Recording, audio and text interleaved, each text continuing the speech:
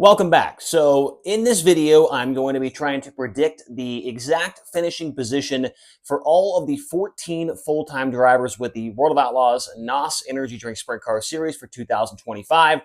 And this is not meant to, put anybody down as far as any drivers or any teams on the board. This is just a fun video to put out here on the internet and see how close we can get at the end of the year. I did it last year with High Limit Racing. I actually got pretty close. That one I only did the top 10 out of 16 drivers, and a lot of people in the comments on that video were wanting me to do the entire field. So this year I'm going to do the entire field for both the Outlaws and High Limit when it comes time for them. So 14 numbers on the board, and I'm going to do my best to predict where I think each driver will finish at in the final rundown of the point standings. I'm not going to be going into full in-depth stats and numbers and things like that. I'm just going to be kind of going off the cuff a little bit here and thinking, well, that makes sense for that guy. I'm going to put him right there and that type of thing, right? So here we go, I guess. Hopefully nobody gets mad, but let's hear your thoughts down in the comment section below of where you think each driver will finish at. Also, before we get into it, we are like 70 or 60 subscribers away from 5,000. So if you could please hit that subscribe button, that would be fantastic. So we will start at the bottom. We're going to start at 14th position.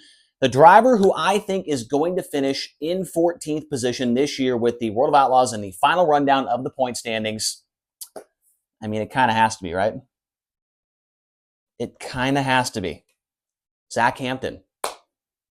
It just has to be. I've mentioned it when the video the other day when Hampton got announced as the driver for Bill Rose, how excited I was for him. I'm a big fan of Zack Hampton, but he does have a lot of work to do with being consistent and not tearing up equipment and things like that.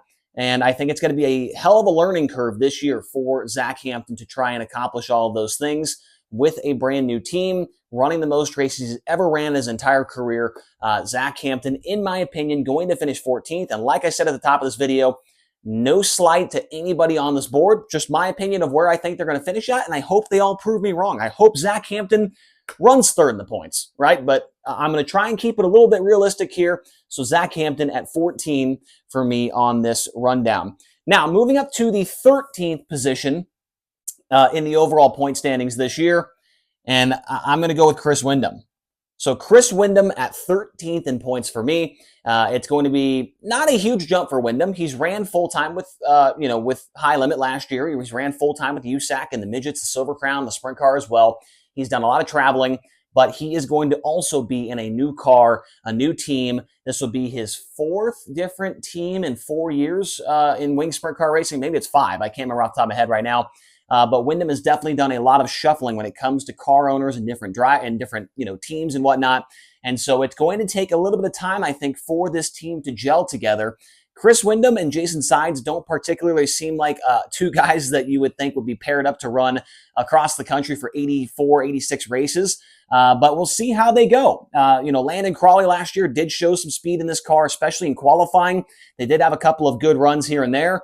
And after last year, Windham did a lot of traveling to some new places. And so hopefully that'll help him in his quest to try and run inside the top 10 in points. But for me, I'm going to put him at the 13th position in the point standings this year with the World of Outlaws.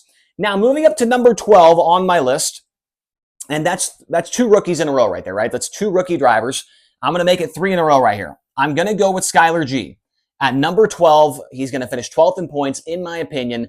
Skyler G, I think, has had more success behind the wheel of a Wing 410 sprint car than Chris Windham and Zack Hampton have. He's won races. He's won a race with the All-Stars. He's run with Fast. He's won, all over Ohio. Last year, he had a couple of good runs with both High Limit and the Outlaws. And this guy's been running a wing car for a very long time. He's ran the All-Stars. He's ran the ASCS series. And so I'm going to put Skyler G at number 12. This is kind of the first one where I think that I could definitely be wrong on this one. Skyler G could run 9th, but I'm going to put him in 12th. You can't expect a lot from a guy that's making his first ever attempt at a national tour, especially one that's 86 races long, a really stout field of competition. And so I like Skyler G a lot. I think he's going to have a couple of top 5s throughout the year, especially when they come to the Indiana, Ohio area. I think that's where Skyler G is going to shine. but the consistency is what we're looking to see with this team. And so with Skyler G, for his first ever run on a national tour, I'm going to put him at 12th in the point standings this year with the Outlaws. Now, moving up to 11th position, and this is the first one where people might be not agreeing with me, right? I mean, I think those first three people might agree, but for 11th, I'm going to go with Garrett Williamson. Garrett Williamson at 11th place in points this year with the Outlaws. I was looking at his stats from last year. He ran like 30. He ran 36 races, I believe, last year with the World of Outlaws, where he made the show, and there was some where he did not make the show. There was a lot of inconsistent stints of time where he was outside the top 10, outside the top 15. The consistency was not quite there, and now he's going to be going into a season where if he's inconsistent, he is going to have to continue to come back to the racetrack each and every week, and he can't take a weekend off if he's having a bad, run of races, right? He's got to keep on going, and that is a mindset that a lot of people, it takes years to find that mindset of an outlaw, right? Where you got to remember that, hey, I ran bad tonight. Well, tomorrow I got to go again and put that behind me and get back on track, right? I feel like that's a mindset that takes a long time to accomplish in this sport. And for Garrett Williamson, I think that he is going to have a couple of moments this year where he runs really, really well, maybe a podium or two, a couple top fives, but kind of like with Skyler G, it's that consistency. And consistency is how you move up these points, right? That's how you run good in points, is consistency. So we'll see what Garrett Williamson can do. He's going to be going to quite a few new areas of the country next year for the first time in his career. So 4 rookies in a row to start off this video, and I'm going to make it 5 in a row now, as I'm going to put the 55 of Hunter Schuerenberg as top 10 in the point standings. He is going to run 10th in that Vermeer Motorsports number 55. I think Schuerenberg is another guy that could be up higher in these points by the end of the year, which we'll probably go back and do a recap of this video at the end at Charlotte. We'll go back and look and see how close I was in these point standings. And I think Schuerenberg could be up to 8th or 7th, right? But right now I'm going to have him in the 10th position, another Rookie of the Year contender, but I think this guy has probably the most experience traveling and running against the big competition. And so with that, he's also with a team that he's been with before and had success. So I think that it's easy to put Hunter Schuerenberg ahead of these other guys, at least in my opinion. And so for that, I'm going to put him at number 10 on this list for the championship point standings for the World of Outlaws. Now, moving up to 9th, and this is where we're not going to go with the rookie driver. We're going to go with the guy that was on the tour last year, and that is going to be Bill Balog. I'm going to put Bill Balog at number 9. I was looking at his stats as well. When they get to the smaller racetracks, that is where Bill Balog is very, very good. We saw him have a couple podiums, have some great runs, lead some laps last year. But then I was looking on the big tracks, that's where he seems to struggle. We went to Charlotte at the end of the year, didn't finish inside the top 15. At Volusia, the same thing. He struggled at Volusia. He struggled at Knoxville during the points races. The Knoxville Nationals, he made the show, but the points races, he struggled there. Some of the bigger tracks are where Bill Balog seems to struggle a little bit. But when they get on the smaller tracks, Balog is very, very good. He had some great runs in California. Obviously, when they go to Wisconsin, he's going to be a guy that can win a race. I think out of everybody that I put on the board so far, I think I have the most confidence in Bill Balog actually winning a race next year, just because he has so much experience, 10-time IRA champion. He's won an outlaw race before in his career, but I'm a little bit worried about his big track program, and for that, I'm going to put him at 9th on the board. Now, moving up to 8th, almost into the top half of the board, we're going to put Cole Macedo. So with that being said, I believe that Cole Macedo is going to be the Rookie of the Year next season with the Outlaws. It is hard to deny that Cole Macedo is coming off of easily, without a doubt, the best season of his sprint car racing career, and it was a breakout year. I've mentioned it several times in this channel that Cole Macedo has had a breakout year. He was unbelievable down in Australia for the limited experience he had in both the cars he ran down there. He was extremely fast. He ran 28 different cars in 2024 and seemed to have speed in about all of them. Ran second against High Limit the first race out at East Bay. He ran on the podium with the Outlaws at Fremont. He lost the NARC championship by 1 point on the final corner of the race. So Cole Macedo is coming off a year where he has a ton of momentum on his side. The only thing hindering him is a new car where he's only ran it one time. That one time, though, they did run very, very well at Knoxville. And this car has ran the Outlaw Tour before with Wayne Johnson, right? So they have that going for him. I do like Cole Macedo a lot. I think he is a future superstar in this sport, kind of like his brother, but we're just starting to see the very beginning of that, right? So Cole Macedo, put him at number 8, and I think he will be the Rookie of the Year in 2025. Now, into the top half of the board and finishing 7th overall in the points. I know I talked about him yesterday in the video, but I think Sheldon Haudenschild, number 7, he will finish 7th in points, at least in my opinion. I put in that video yesterday, can this be the year where he puts it all together? And I can't, make this prediction and think that, yes, this is the year he puts it all together, right? I can put that on yesterday's board and hope that he puts it all together and hopes that he puts up a challenge to whoever is going to be the champion this year. I want to see that happen, but we haven't seen that type of consistency quite yet from Sheldon Haudenschild.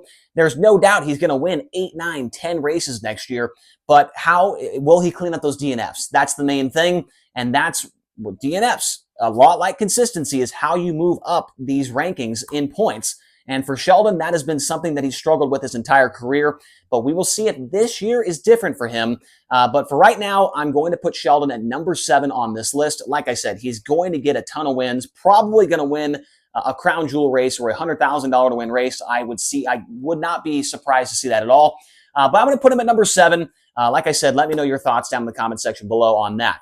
Now, number 6 on our list is going to be the 1S of Logan Shuhart. I'm going to put Shuhart at number 6. Last year was probably the worst year of his entire Outlaw career besides his rookie season. We talked about it in yesterday's video. Could he bounce back in 2025? And the same thing goes with him, like I said, with Sheldon.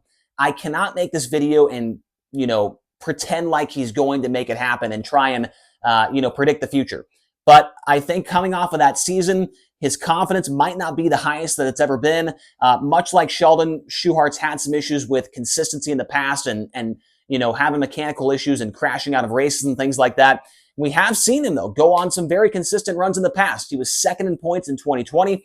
But I think right now, the 5 guys that are ahead of him on this board, they seem to have speed more consistent. They don't have as many DNFs. They win races a lot more regularly. But I do think Shuhart is going to bounce back in that win column. I think he's going to win 5 races next year at least. But when it comes to the overall consistency, I'm just not quite sure he's going to be inside that top 5. I hope he proves me wrong. Wouldn't it be awesome to see Shuhart and Shark Racing be a championship contender in 2025? I think that would be one of the best storylines in all of racing if it happened. But for now, I'm going to put him at number 6, and can't wait to see where everybody else has him in the comment section below. Now, moving into the top 5. And this is going to be controversial, but I think I have a pretty good reasoning as to why this guy is going to be in 5th. I'm going to put Donnie Shotz in. Sorry, I got new magnets here, guys, where they're not easy to pull off the board. So that's why I'm struggling here. But Donnie Shotz, I'm going to put Donnie at number 5. The new crew chief situation, it does scare me a little bit. I like Todd Devnich a lot. I think he's going to do well, but will he do well right off the bat, right? That's the thing. Like if you get behind a Volusia, it is tough to recover from. And they go to Volusia for the first 6 races of the season, and that's a tough place to get a handle on the car. Donnie has been historically incredible at Volusia, but how is he going to do with a new crew chief spinning the wrenches for the first couple of races of the season? Will they figure it out? I have no doubt they will. But I think that the very start of the year is where I'm going to be a little bit worried about them putting everything together. And if that is the case, then it's going to be hard to recover from. And the guys that I have in front of them, they're going to be all with the same crew chiefs that they have for the last couple of years and have been successful with. So I hope Donnie Shotz has a great year. Nobody wants to see an 11th championship more than me. I'll tell you that. I'm a huge Donnie fan, and I hope he does well. But right now, I'm going to have him at 5th in points. And then I'm going to watch from the sidelines and hope he proves me wrong, right? So that's what I've got right now for number 5. Now, for number 4, and he had a little bit of a down year. Well, actually, no, let me make sure I got this right. Okay, yep. This is where people are going to think I'm a little bit off the rails. I'm going with Carson Maso at number 4. Carson Maso, number 4. He is going to finish 4th in points, in my opinion. We talked about it yesterday as well, that leg injury. How much is that going to affect him at the very first couple of races of the year? I think he only has to really worry about it for those first 4 races because they take a whole month off and then come back to Volusia. I would think by the time they went back in March that he would be fully healed and back to normal. But I am worried about those first couple of races, the G-forces, that leg getting pushed up against the side of the car and the bouncing around and all that stuff, right? Will that be hurting him while he's in the car? Nobody really knows. I don't even think he knows at this point in time, right? So I think with that, kind of similar to Donnie, if you get behind, it is super, super hard to recover from. And so for Carson, I want to see him run well. I want to see him challenge David Gravel for that championship because last year was a fun battle between those two.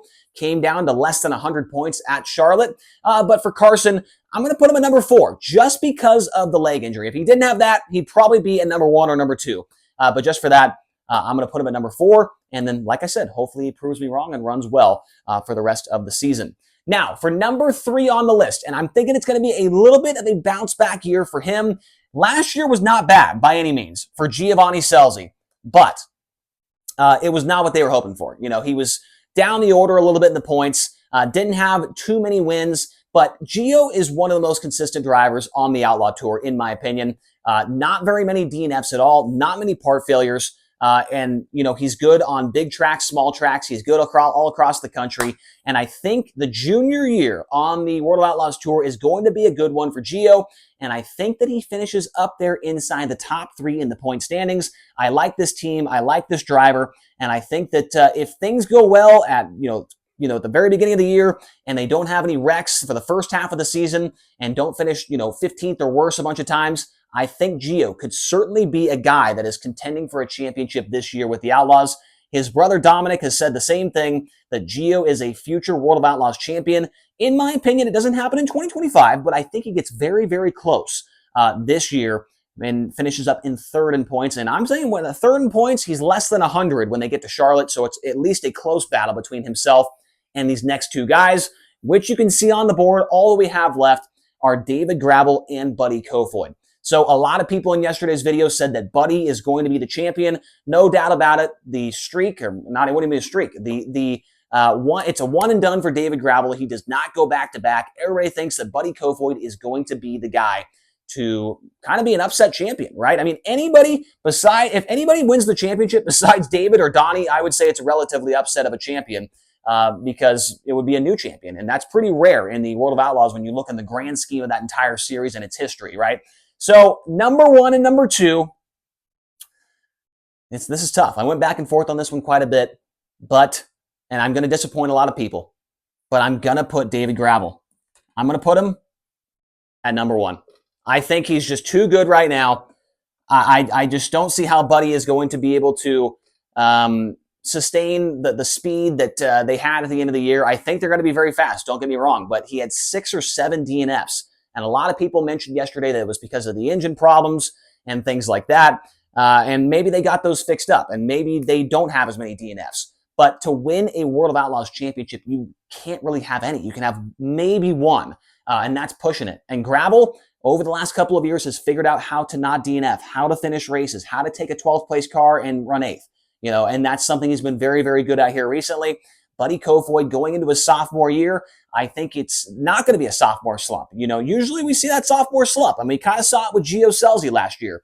He didn't have a bad year by any means, but he was definitely down from where he was at in the first season of his career with the Outlaws.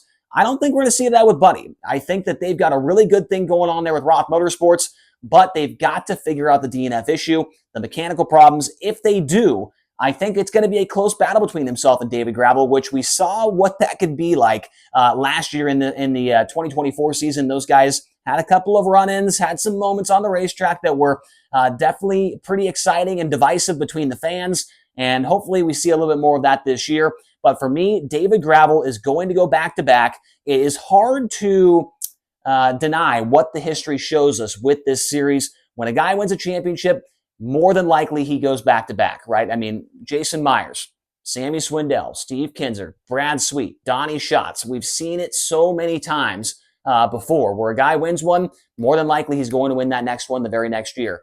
Do I think it happens? Yes. But do I think that there is a good chance that it doesn't happen? Yes, absolutely. Buddy, Gio, Carson, if Donnie gets going, right, then I think he could challenge Gravel for the championship as well, which I think a lot of people would be interested in if Donnie Shotz get up there and challenge. But for me, I'm going to go with David Gravel as the 2025 World of Outlaws champion, Buddy Kofoid 2nd, Gio Savarese 3rd, Carson Maso 4th, and Donnie Shotz finishes up in 5th. Now, let me know your thoughts down in the comment section below. I'm sure a lot of people are going to be mad at me because I didn't put their favorite driver at number 1. But that's fine. This is the internet, and that is what is going to happen. Once again, this is a video just for fun. That's what I do on this channel. I have fun, right? This isn't my full-time job. I'm here to kind of entertain people and fill in some time during the off season. So hopefully you guys enjoyed it. Make sure to hit subscribe, hit like, and like I said, comment your picks down below. Who do you think will be the top 5? Or if you want to give me the whole rundown, give me that as well. Thank you all so much for watching. We'll talk to you again soon.